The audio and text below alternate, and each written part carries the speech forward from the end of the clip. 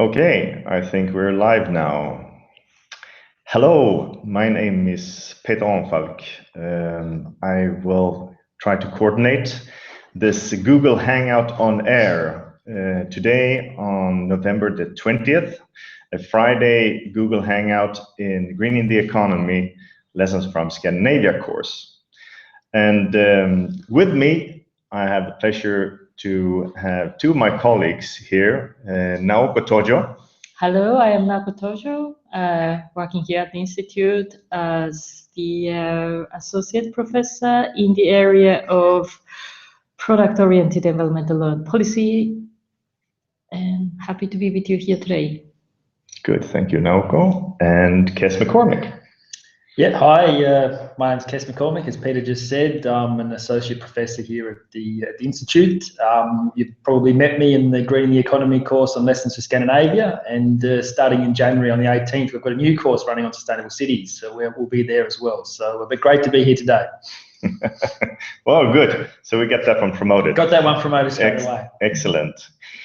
Well, we're really happy to have you here in the course, and especially with the input that you've been given on in the different forums. And we're very pleased to see that we have a very active and fruitful input discussion in the forums. And the way that we want to interact with you is that we want to pick up on a number of questions that have been discussed and that we think are interesting, and we would like to further develop them. And so we have collected a number of questions from those forums with the help of our mentors that you met in the different forums, and we have discussed them, and we'll try to bring up as many of those questions as possible during this hour that we have for the Google Hangout. So let's see what we got in terms of questions here. The first one that we will look into is a question from Raquel Sanchez Garcia, and posted a question saying, is it possible greening economy with free trade? And I think we have the perfect person here to answer that with Naoko here. So maybe we should start with going very basic here on that question. Like, why do we have free trade? Yeah, it's a good question and an important starting point when we discuss this free trade versus. I do not want to say necessarily versus, but free trade and the environment. I think the starting point of the free trade regime, let's say, is sort of towards the end of the World War II, when nations were fighting with each other, really killing each other like hell, and that the understanding at that time, at least among some of the economists and the politicians at that time, and still shared today, is that we come into this stupid situation where we are killing each other because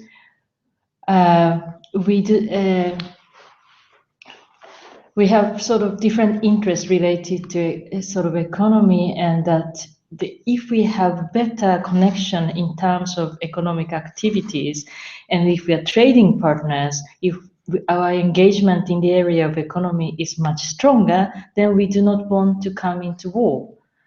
So it is very much coming from the development of and the building up of the sort of a more peaceful society and avoiding war as a solution of disputes.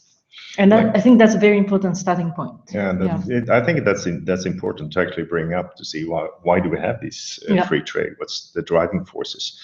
And not only making business, but actually there's a basic like the European Union actually that was built up from the trade in between Germany and France, the carbon steel treaty that it built on. So that's a good starting point. But but what would be the arguments against it? Why do we not want free trade? Why would some countries hesitate to have free trade? Yeah, I mean, there are different ideas, and then when it comes to sort of countries, then there could be issues about protectionism. They want to make sure that their industry flourishes without having to import some other competing products and so forth. But when we talk about the environment and why environmentalists tend to go against the free trade, and that's the main question we're asking here. Yeah, exactly. Yeah, is to do with the fact that environmentalists fears that if we have free trade regime, that means that we prioritize the free movement of goods, and therefore countries who wish to restrict, for instance, the importation of certain products on the ground of environment and environmental protection of the health of human in their country may not be able to do so, because basically the free trade regime suggests or say that all countries need to be treated equally.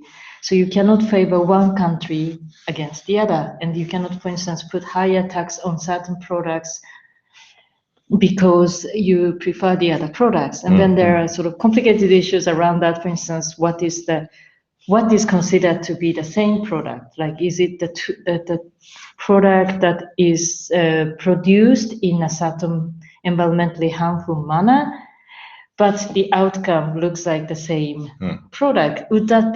Can that be differentiated because they are different products? Because the starting point is, if the product is the same, they should be treated in the same way. If they are different, they could be differentiated. So what is the like product? That's the regime, the terminology that these trade people use. What is the like product and what is not the like product is a good big dispute. But involving the life cycle or not. Yeah, I guess. Exactly, and especially the production method.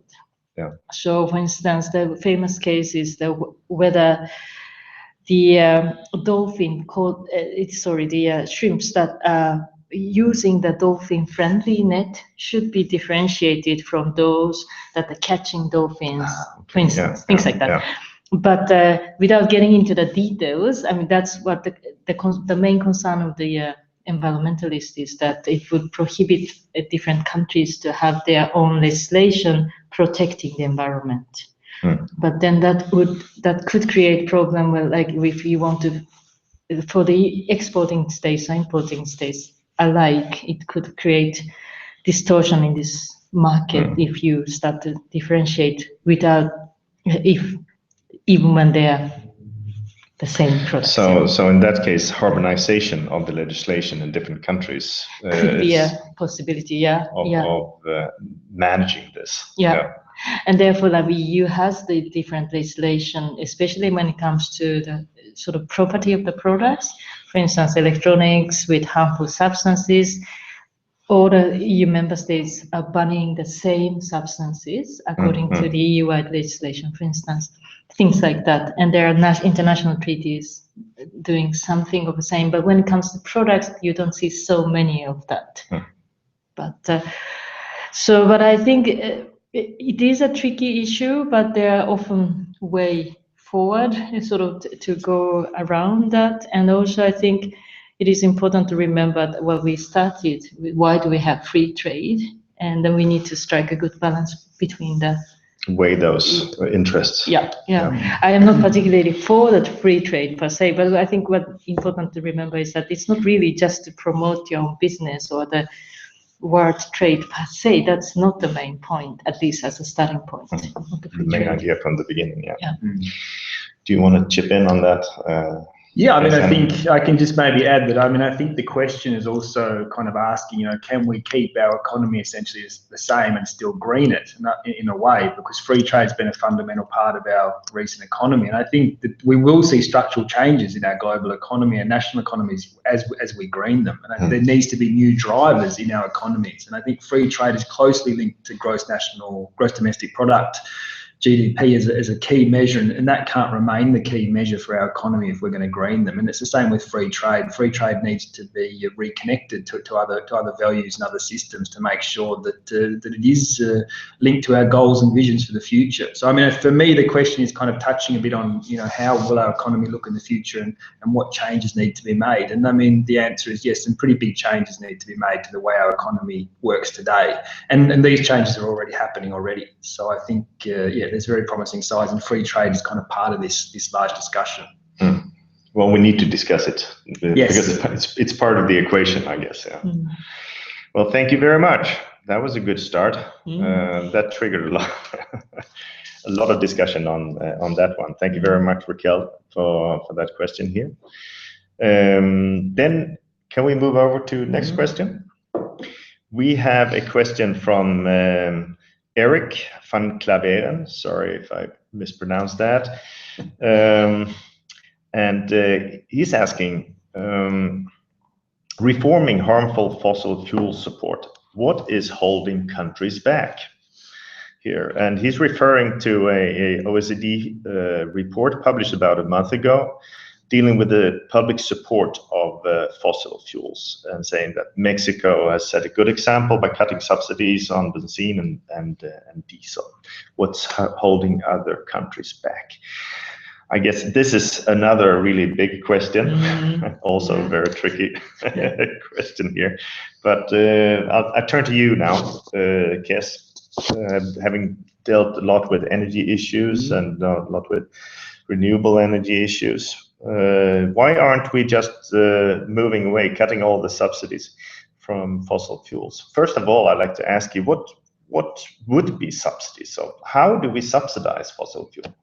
I mean, I think this discussion on subsidies for fossil fuels has been kind of growing over the last few years, maybe the last decade, and I think now is reaching a point when we are starting to see changes in systems and a real push to change this amount of subsidies that go in fossil. I mean, the problem with subsidies and support for fossil fuels is it comes in so many different forms and is implemented so many different ways. It is very complex, and it's not simple just to remove them.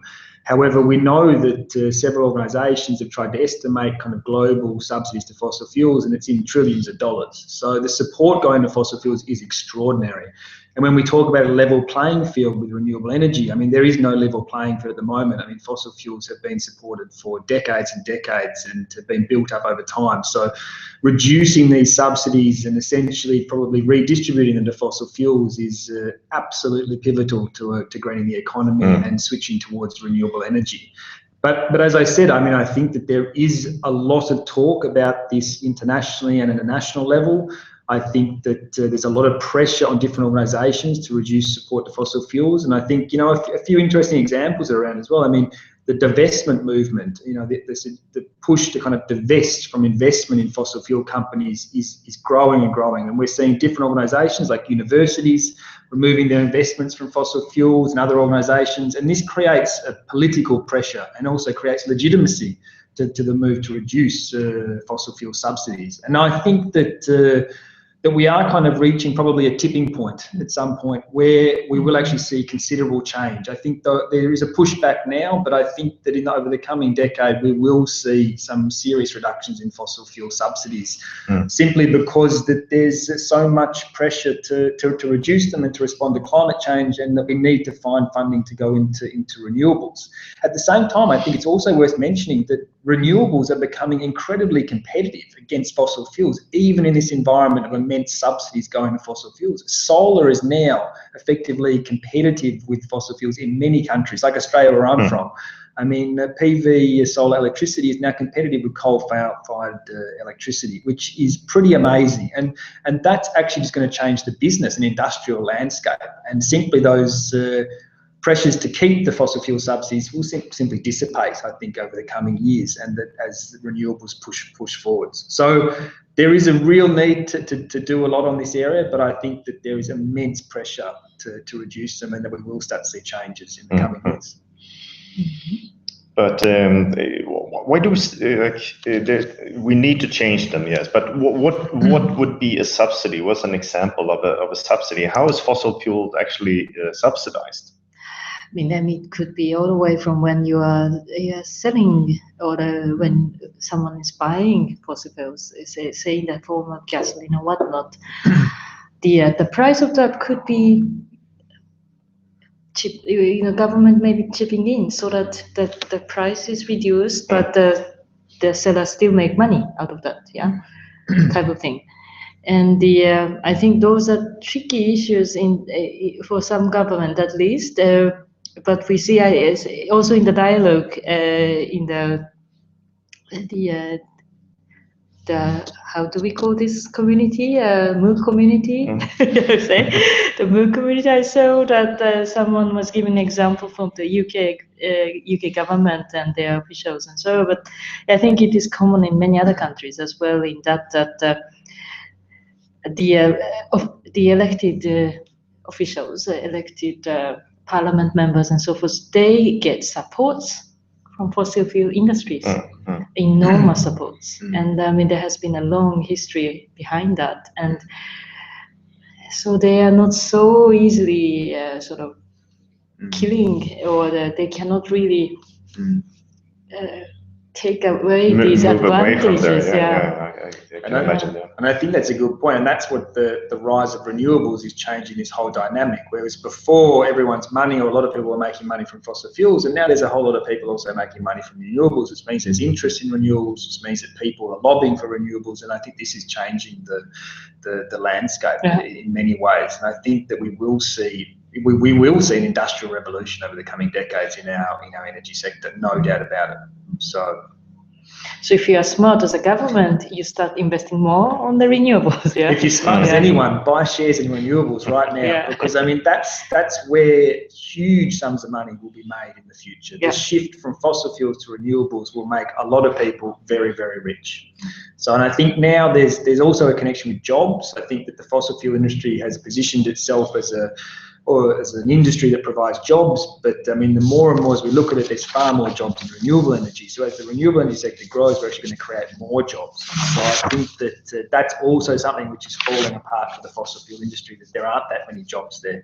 And also you've got some really big companies around the world which are starting to shift their interests. You've got companies like E.ON, a huge energy company in Sweden and Europe, that has essentially said, well, we're not going to be building any more energy power stations anymore. We've got to get into other industries. And one of those is energy efficiency, which is a pretty extraordinary shift for a company that's built its whole base on selling energy. Now it's talking about saving energy. So, those kind of shifts, I think, are happening all over the world. And I think that, in the coming decades, we will start to see some pretty dramatic changes. So we see totally game changer here. So. Absolute game changers. I think also the shift from centralized energy, it's also centralized energy to distributed energy. A massive shift from having all our energy centralized in power plants that are a long way from our cities, to a shift to solar and wind and even biomass that are much more close to where we need the energy. And that's just going to change the whole dynamics of the industrial sector as well for energy. So there's a whole range of things that are changing in the energy industry. And I think that, again, it's these kind of tipping points. One picture, if you look at it, can see not much changing, but you can also see a picture a point you're going to get to when a lot will suddenly change. Good. We look forward to that. Excellent. Thank you very much for that one. I think we move over to a third question here, and it's posed by Alex G. And he's asking, what is the relation between bioeconomy and green economy? Bio is green. So saying that lately the concept of bioeconomy seems to be widely used, very similar to the green economy related concept discussed here. But how do they relate? We had Luis Mondaka and Lena Ney have been discussing what is actually green economy in the course here, giving numerous examples of kind of the overarching concept of green economy and the different, not components, but actually the different concepts leading up to green economy. So how do we see bioeconomy leading up to that one? So, Kes, would you like to I mean, I think respond to that. I mean, I can start by saying I did my PhD on bioenergy and been doing a project on the bioeconomy, finishing recently. And I think the terms can be confused, as we actually discussed a little bit before we came on air. But the bioeconomy is closely connected to bioenergy and biofuels, and particularly to using biomass, so agricultural and forestry and waste resources, to produce energy and a whole range of other products. And the bioeconomy is also a very exciting concept and an area where a lot is happening. I mean, we're starting to unlock all the potentials that are in nature, essentially, that are in our plants. And a lot of things are going to also happen, I think, in the near future, particularly in the bioeconomy related to chemicals and other types of products and so on. So the bioeconomy, I think, is closely positioned around bioenergy and biofuels and biochemicals and so on. I think greening the economy is a much broader term and is actually interpreted many different ways, as we also discussed off air, and as we also discussed in this course. And that term, it perhaps needs some help on definitions, absolutely. And I think in this course, what we've done with Luis and Lena and others is try to provide some more concrete examples and definitions of that. But I'll let Naoko say a few words as well. Yeah, the green economy, I think it is, when you look into the history of the term green economy, you start to see that it is sort of coming up at the time when sustainable development coming up. And when you look at at least the earlier literature, they are very much used interchangeably between the sustainable development and green economy. I think some of you in the MOOC dialogue, they were discussing that, and I think it is a very confusing area. Sustainable development is a very stretchy term. It is good in that it can encompass so many different things, but it is not so good in that when you try to discuss the term, then you realize that there are many people with different ideas. So, and then when you talk about green economy, very much of this term sort of revived again after the financial crisis in the 2008. And I mean, there were many governments, including EU, in South Korea, different parts of the world, they start to talk about the green economy. And when you look into that, in a sense, it is a revival of it's a new buzzword. So I think important message here probably is to look into the term, how a certain actor is using that terminology in a certain context. And you come to an agreement, not necessarily agreement regarding the understanding of the term, but have a clear understanding of the term before you start discussing that when you're discussing a specific topic. And but if we say bioeconomy, if we say bioeconomy and green economy, green economy is the overarching umbrella term here. What do we exclude from the green economy in the bioeconomy? Is bioeconomy only things that grow?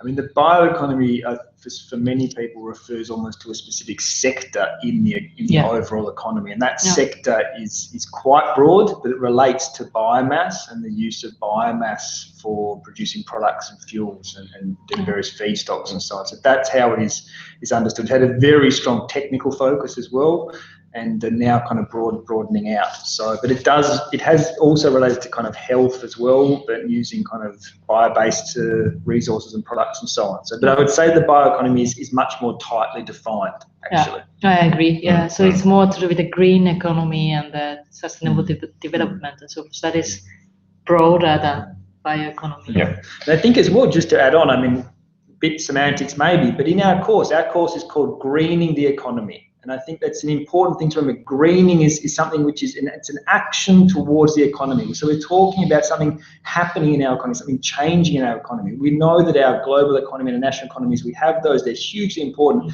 And what we're talking about here is making some changes in those economies, particularly their structures and their incentives. I mean, this is a key thing.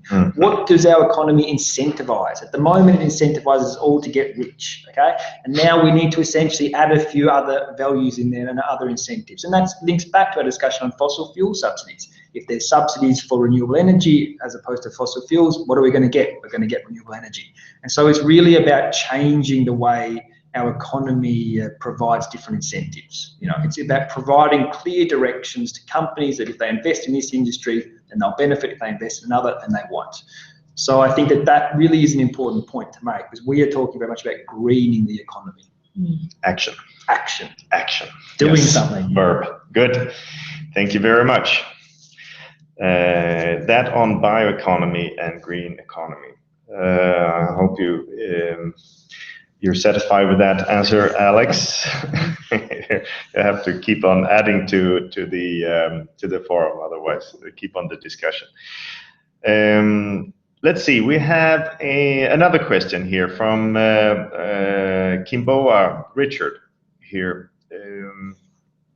Greening the economy at individual household level in tandem with cities. And he's referring to something that was said in the course here. Despite all the advances, the levels of consumption in Malmö, probably other Scandinavian cities, are still high, and people generally still eat typical Western diets. What can be done at the individual household level, apart from those we saw in week 1, to green the economy in tandem with the cities? That's a good question here. Yeah. How do we do that? Do you want to start again, Kes, on that? Yeah, I mean, I think there's a lot of different points that we can raise. I think in this example from Malmö is from our MOOC where we talk about Malmö, and there are some fantastic examples in Malmö of sustainable urban development projects, really world-leading districts in Malmö. And what we can see in those districts is they're perhaps 100% renewable energy. They've reduced waste dramatically. They've taken cars out of the picture in some of these neighbourhoods and so on. But one thing they haven't done is change consumption patterns particularly much. The Swedes who are living in these areas are still eating Western diets, eating a lot of meat. They're still travelling to Thailand at winter for good reason, because it's cold and dark here. And they're still buying a lot of products. Their houses are full of all kinds of electronics and products. And this is a huge challenge. And this is something that a lot of people are working on, that we can't just focus on reducing our greenhouse gas emissions in some of these sectors and not actually responding to consumption.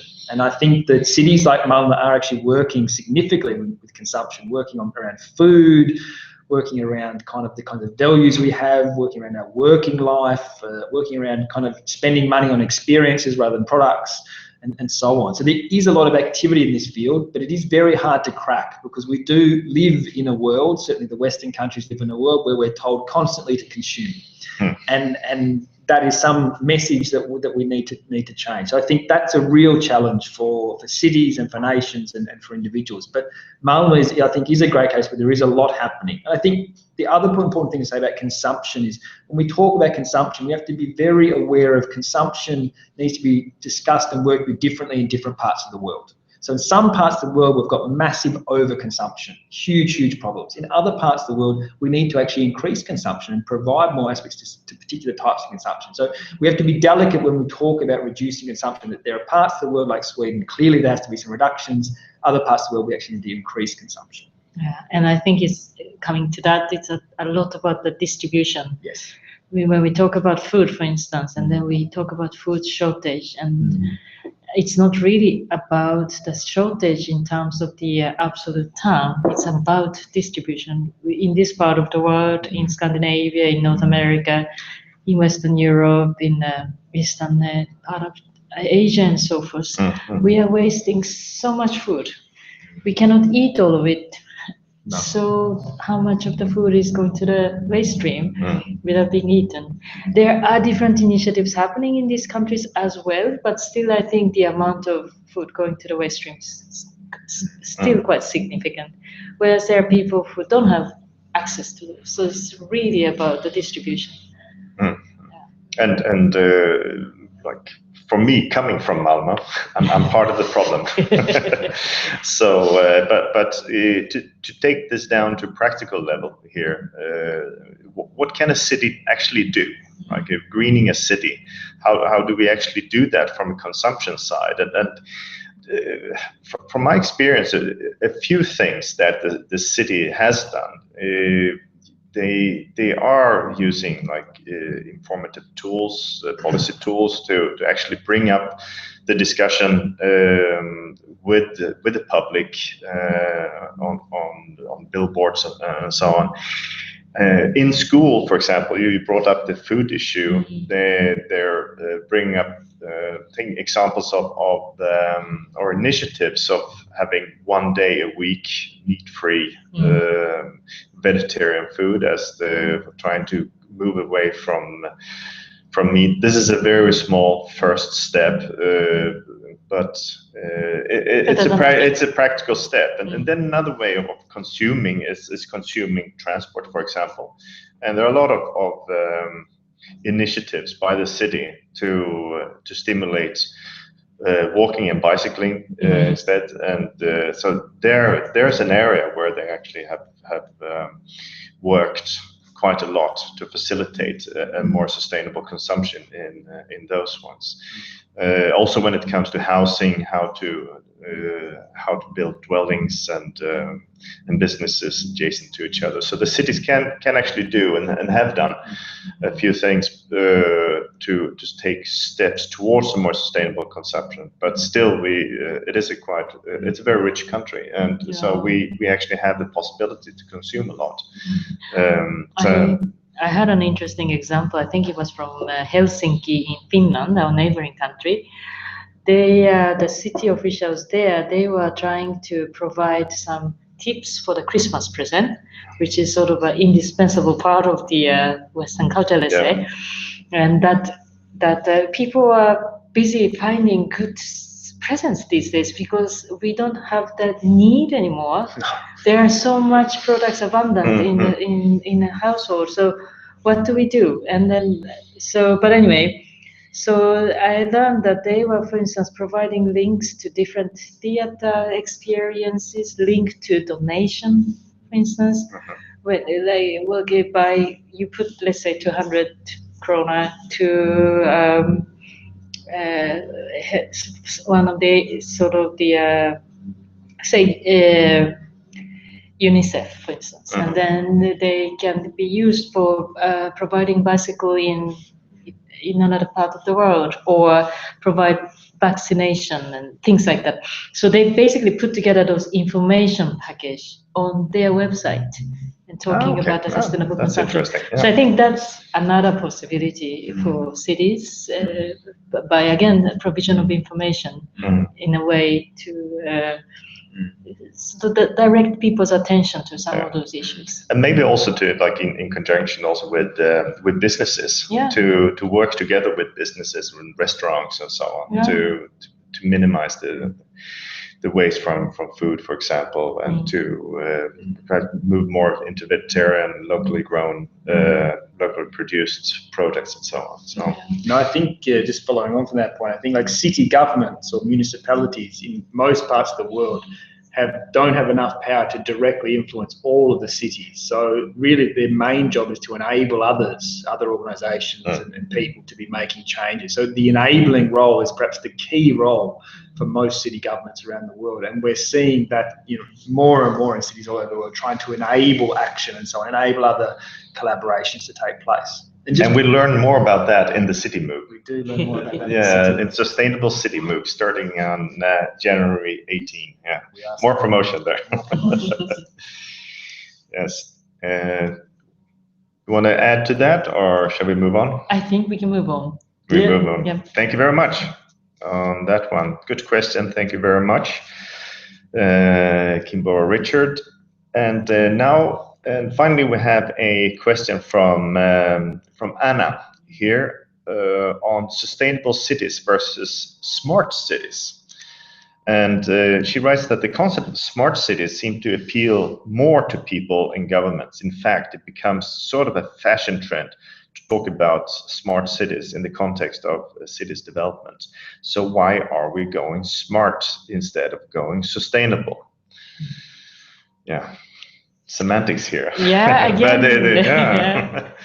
But is it an important to discuss this smart versus sustainable? I mean, absolutely. I mean, I think it's important to discuss these different concepts and so on. And there's a whole lot of them. At the same time, what we're talking about is, of course, changing cities in the way they're set up today. But I mean, I suppose what we can say first is that the idea of sustainable cities has been around for many decades, and also other terms have been used like eco-city and so on to describe that. And obviously sustainable cities is closely linked to sustainable development. And it's had a significant focus on environmental and social issues associated with cities, but then also economic ones. So whereas I think smart cities, there's huge interest in smart cities and smart technologies and smart grids. And really that just means bringing all of our technological powers and all of our new technologies into cities. And I mean, we've all got one. We've all got smartphones, and these are connecting us to basically all forms of knowledge and all other products and so on. And smart cities are about all of this new technology coming into cities. And some of it is very exciting. I mean, the ability of our cities to collect huge amounts of data and then to hopefully use that data to make good decisions. But we should also say that the interest in smart cities is coming a lot from industry. There's a huge interest from industry to bring in all their technologies and all their gadgets, and some of them aren't that helpful at all. But so that we need to remain kind of critical to this movement of smart cities. I can say one more point. In Sweden, they've managed to kind of be talking about a new agenda called smart sustainable cities. So they've managed to combine both of these together. So, and I think that's the direction we're going in, the combination of kind of sustainability and smart together. And I guess it's also a bit of this, what sells. The word fashionable, I think, is a very good way of pushing it, sort of putting it in that I mean, some of the terminologies that have been used, they need sometimes refreshment. It doesn't necessarily, I mean, the case of smart and the sustainable, as Kes mentioned, there are differences, but sometimes by having a new terminology helps in sort of reviving the excitement around, or capturing people who may not be interested in the concept at all. When the word sustainable development came up, I learned that before that, there's the development and the environment has been in such an they have antagonistic relationship. Sustainable development kind of helped in having those people with different camps on board together. Not necessarily that it worked, but at least they have same sort of arena to start talking about different sort of concepts coming into merging into one. So now we will merge the smart IT people with the smart sustainable people here. Probably, we'll see what happens, right? Yeah, but I mean, yeah, I think it's, again, going back to these terminologies, I think it's interesting to see the history and actually how closely they are related with each other, who is pushing this and all that. So semantics is important here. I mean, I think, just adding that, I think what is exciting about the smart kind of movement and bringing ICT into cities is that there are all these huge companies and, well, millions of people around the world working with ICT and smart solutions. And many of these people are very creative people and try to obviously create new products and new systems all the time that completely change our lives. And I mean, that's very exciting to bring that industry into the push for sustainability as well, because obviously when you've got Google on board pushing for sustainability and things like driverless cars and so on, which would completely reshape our cities and would really provide new ways to change our modes of transportation and so on. I mean, things like that are very exciting, or products that can talk to each other, that can turn off all the lights and turn off heating systems when there's no one in the buildings. Absolutely, this is very exciting. So I think we need massive creativity when we're talking about our cities of the future. So bringing these people on board is really exciting. Yeah, we'll see an example here. Absolutely. Yeah. Smart and sustainable education. Absolutely. Yeah, this is a perfect example. I'd even forgotten it. I'm so used to it. Yeah. Oh, perfect. Well, thank you very much for input into this. Thank you very much, all of you who have contributed with questions here and good discussions in the forums. And we'll see you probably in a hangout in the beginning of the new year in 2016. So until then, good luck with finishing off your studies and the course. Keep on typing into the forums and discuss vividly there. We look forward to that, and we'll discuss with you there. Take care. See you. Bye-bye. Bye.